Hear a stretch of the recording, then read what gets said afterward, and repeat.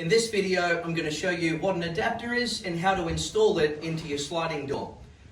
At Patio Link, we have 3 separate size adapters that come in 2.1, 2.5 and 3 meters, but in this application with the standard pet door height, we're going to use the 2.1 meter adapter.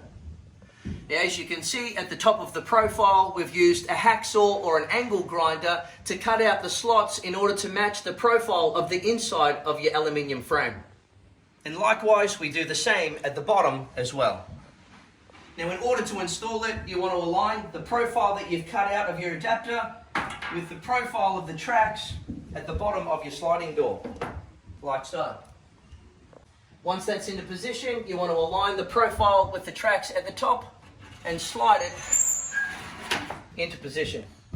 Now, in this situation, most of your adapters will come with pilot holes pre-drilled. However, there will be occasions where they may not. In that case, you'll need to pre-drill your own pilot holes, but when you do, it's important to avoid this top area because the adjustable legs are on the inside of the profile, and if you screw through there, you won't be able to adjust your door. So we want to go below here in 3 locations and down the bottom here above the hinge for the flap so that you don't impede any of its movement. The adapter is installed into the pet door insert using the screws which are provided with the adapter. All the female latches from the security screen door and your sliding door are relocated onto the adapter so you can lock off your security screen to your pet door insert with the adapter, allowing the breeze to come through but keeping the bugs out.